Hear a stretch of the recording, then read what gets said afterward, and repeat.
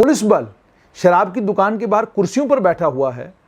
और जो लोग वहां पर प्रदर्शन कर रहे थे, जो लोग वहां पर हंगामा कर रहे थे, उन्हें, जो वहां पर लोग हैं, उन्होंने हमें बताया कि उन्हें ये कहा गया कि आप पेंडेमिक एक्ट के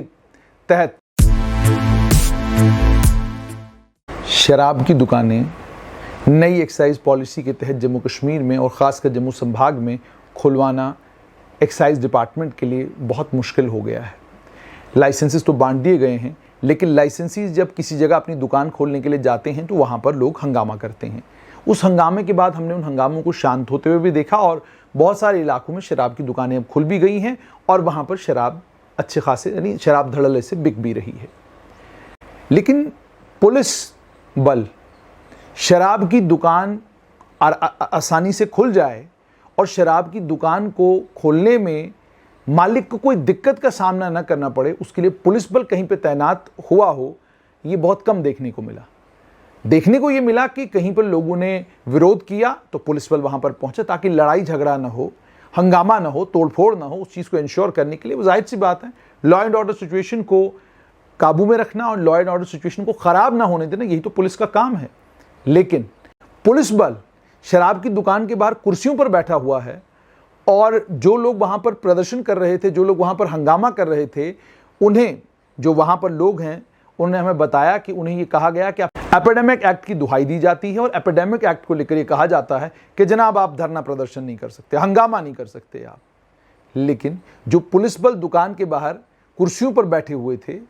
और इस चीज़ को सुनिश्चित कर रहे थे कि शराब की दुकान आराम से और आसानी से खुल जाए और मालिक को कोई दिक्कत और परेशानी का सामना न करना पड़े, उनके चेहरों पर मास्क हमको नज़र नहीं आए।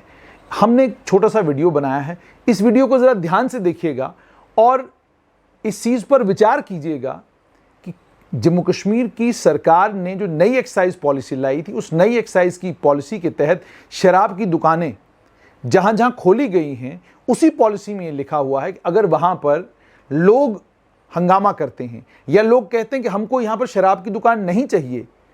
तो लोगों की उस बात को सुनना डिस्ट्रिक्ट एडमिनिस्ट्रेशन का काम है। डिस्ट्रिक्ट एडमिनिस्ट्रेशन को सुनना होगा और मालिक से ये कहा है कि आप वहाँ नहीं, किसी और जगह जाकर, उसी वार्ड में किसी और जगह जाकर आप देखें जहाँ पर आपको कोई रेजिस्टेंस ना हो, जहाँ पर लोग किसी किस्म की कोई आपत्ति ना करें, वहाँ पर आप जाकर दुकान खोल सकते हैं। लेकिन जहाँ पर लोग ऑब्जेक्ट कर रहे हैं, वहाँ पर लोगों की ऑब्जेक्शन को सुनना, उस ऑब्जेक्शन को समझना और लोग जो कह रहे हैं उस बात को मानना, ये एडमिनिस्ट्रेशन के लिए उस एक्साइज पॉलिसी के तहत ही ज़रूरी है। लेकिन हो क्या रहा है? हो ये रहा है कि जहाँ पर कोई रेजिस्टेंस होती है वहाँ पर एपिडेमिक एक्ट आता है। एपिडेमिक एक्ट आता है, लोगों को कहा जाता है कि जनाब आप फ़ौरन यहाँ से चले जाइए, आप एपिडेमिक एक्ट को वायलेट कर रहे हैं। और उसके बाद उसी दुकान के बाहर आपको पुलिस का बल भी मिलता है, महिलाएं भी मिलती हैं और पुरुष भी मिलते हैं और साथ में आपको अर्धसैनिक बल यानी CISF का भी कंटिंजेंट वहां पर मिलता है, ये इंश्योर करने के लिए कि शराब की दुकान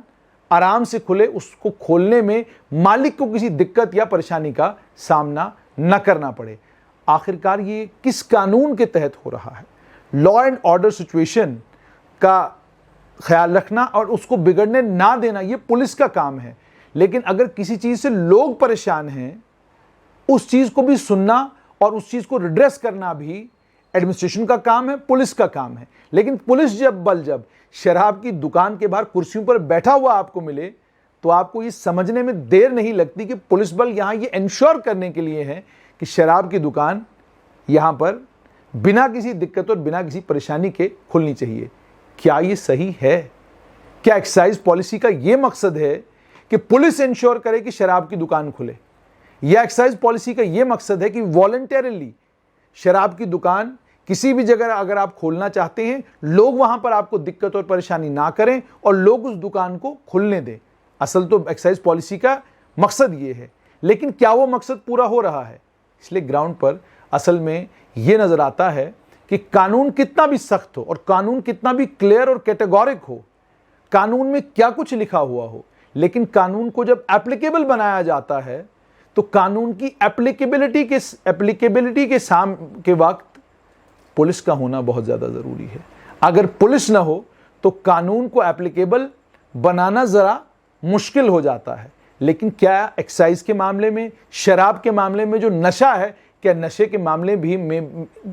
मामले में ये सही एटीट्यूड है? इस पर सरकार को भी और इस पर एक्साइज डिपार्टमेंट को भी सोच विचार करना होगा, और सोच विचार करके अगली बार